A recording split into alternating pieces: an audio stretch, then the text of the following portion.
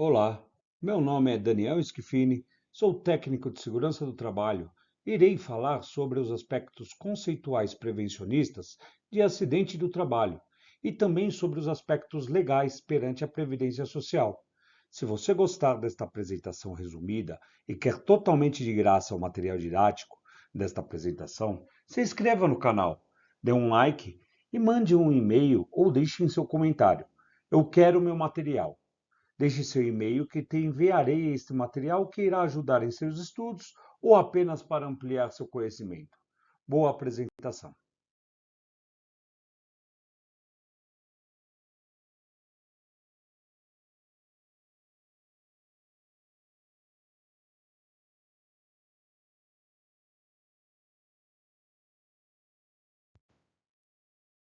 Aspectos conceituais prevencionistas de acidente do trabalho.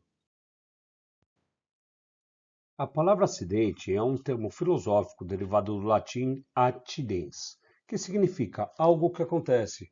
Na língua portuguesa, devido aos vários sentidos que as palavras ou as frases apresentam, de acordo com cada contexto, o acidente se refere à casualidade, acontecimento imprevisto, acontecimento inesperado, que provoca danos, prejuízos, feridos ou mortos.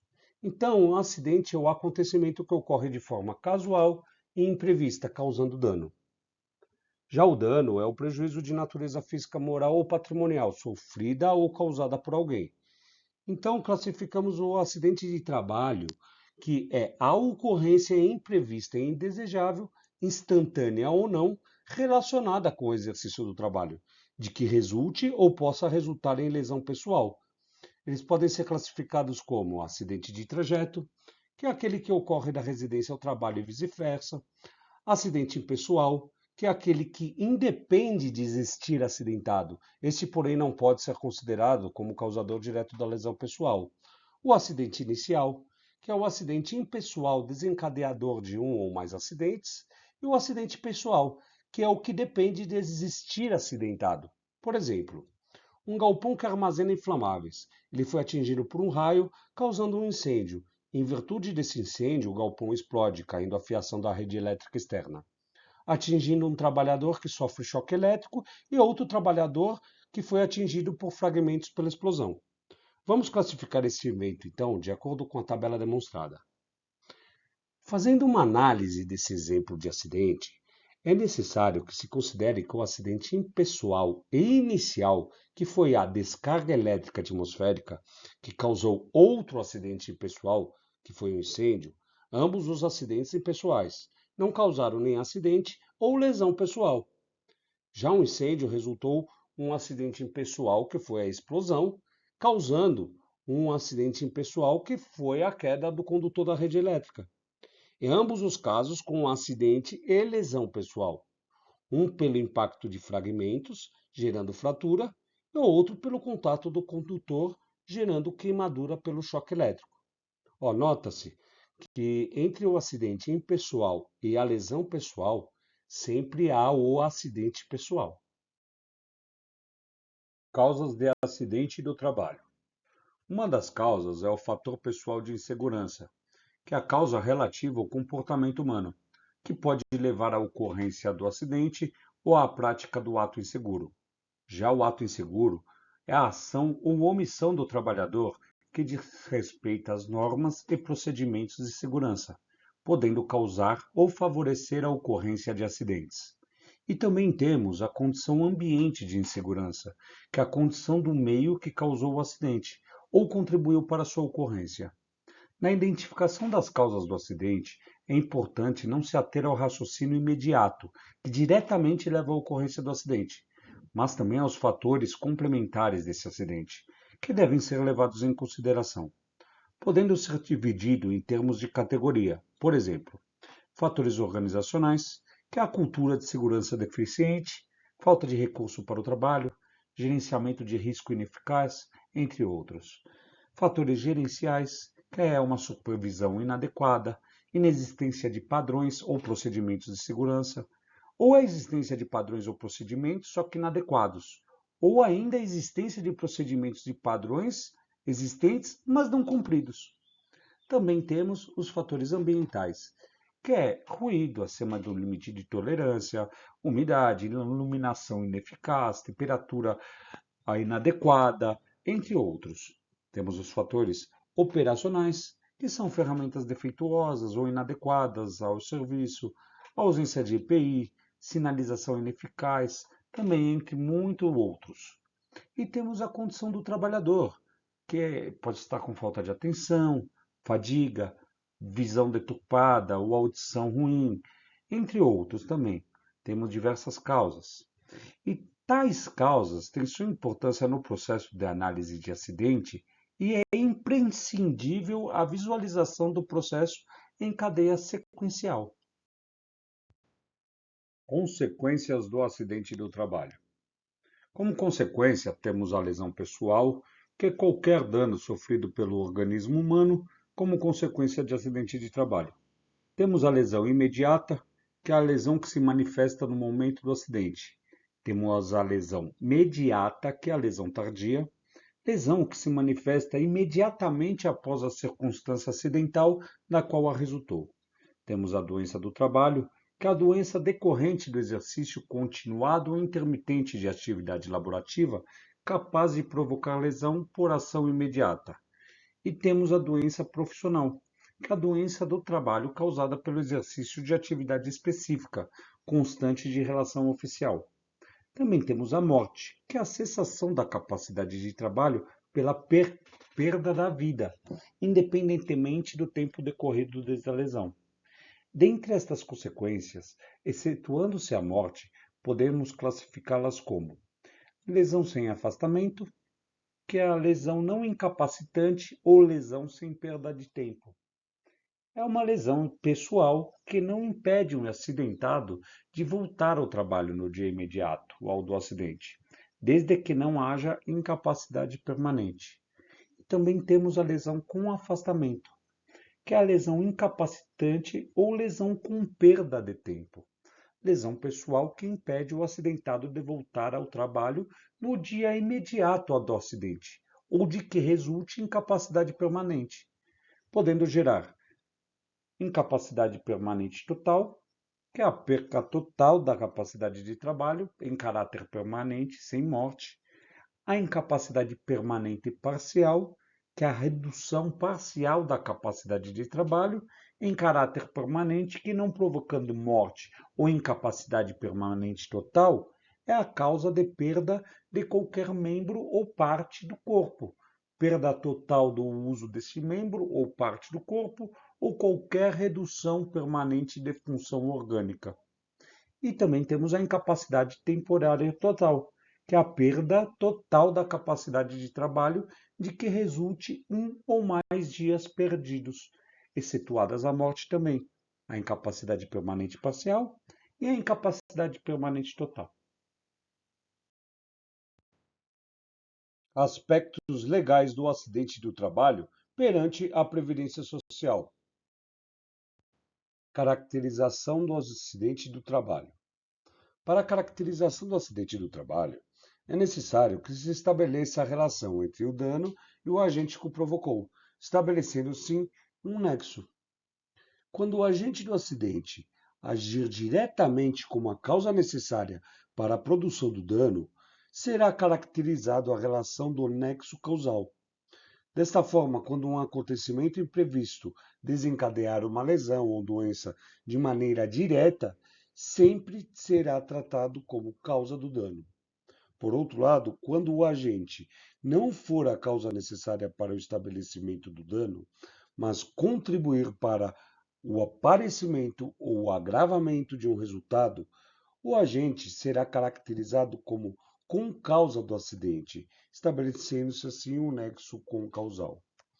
Nesse contexto, o acidente de trabalho abrangerá tanto as ocorrências que podem ser identificadas de causas súbitas, imprevistas e inesperadas, que serão denominados como acidente típico, como as ocorrências de doenças deflagradas em razão dos processos de trabalho ou exposições contínuas ou intermitentes que só podem ser verificadas em termos de período de tempo, que se estabeleçam de forma insidiosa, sendo denominados como doenças ocupacionais.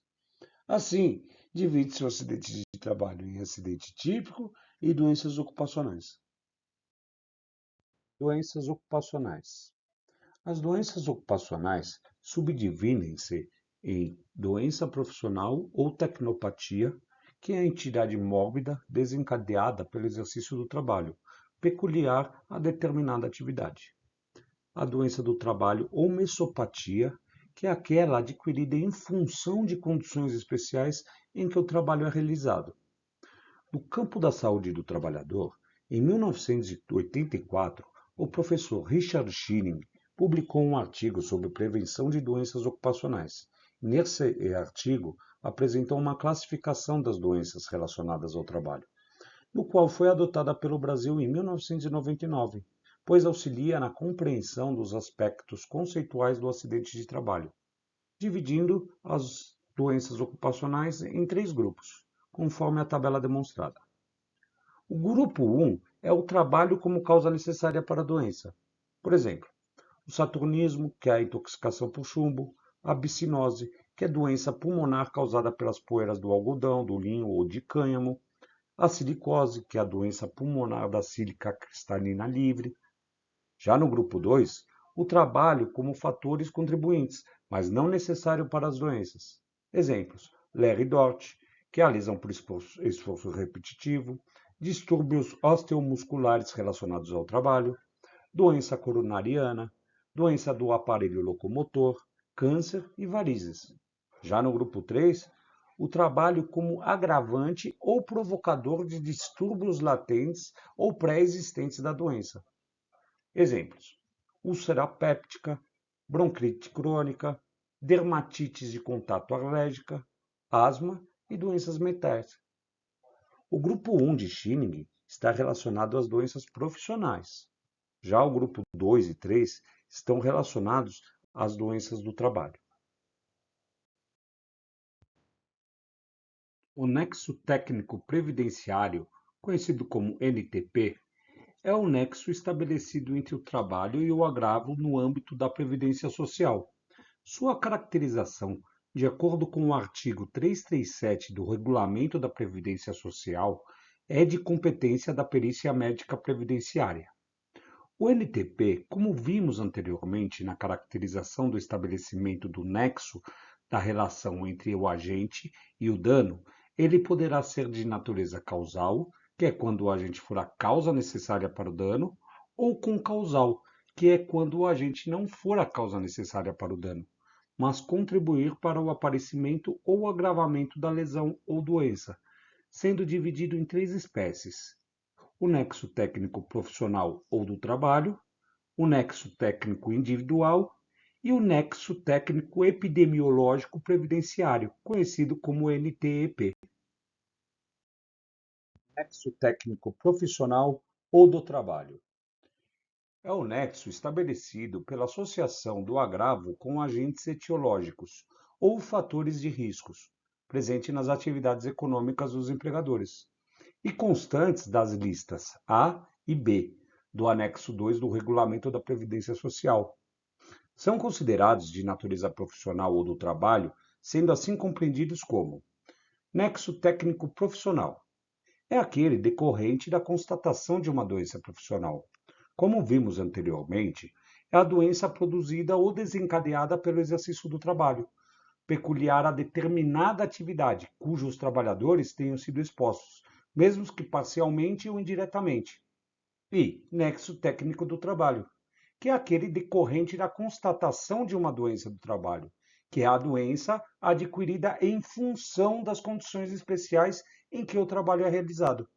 Como vimos anteriormente na tabela de Schilling, o nexo técnico profissional vai se enquadrar no grupo 1 e o nexo técnico do trabalho vai se enquadrar no grupo 2 e 3 da tabela de Schilling.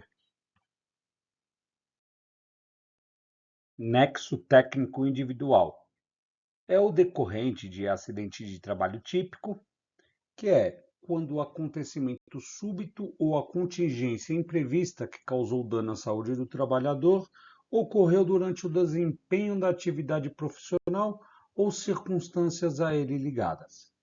Temos acidente de trajeto, que é o acidente que ocorre no percurso do segurado de sua residência para o trabalho ou vice-versa, e o acidente por doença equiparada a acidente do trabalho, que é o agravo decorrente das condições especiais em que o trabalho é realizado e que não esteja previsto nas listas A e B do RPS, mas consta-se na Lei 8.213 de 91, artigo 20, parágrafo 2. Nexo Técnico Epidemiológico Previdenciário, NTEP, aplicado pela significância estatística da associação entre a Classificação Estatística Internacional de Doenças e Problemas Relacionados à Saúde, que é o CID-10, e a Classificação Nacional de Atividades Econômicas, que é o CNAE. Assim, então, o NTEP é o reconhecimento no âmbito do INSS das incapacidades decorrentes de significância estatística entre diversos tipos de doenças e uma determinada atividade econômica, significando o excesso de risco em cada área econômica. Os pressupostos dessa relação estão contidos na Lei Federal número 11.430 de 2006, que alterou a Lei 8.213 de 91, com posterior inclusão da lista C no anexo 2 do RPS, trazendo correlação estatística estabelecida entre o CID e o CNAE. Quando o NTEP é reconhecido pela Previdência Social, as principais consequências para empresas são pagamento de indenizações, estabilidade do empregador no emprego por 12 meses e recolhimento de FGTS obrigatório, até quando durar o auxílio-doença acidentário.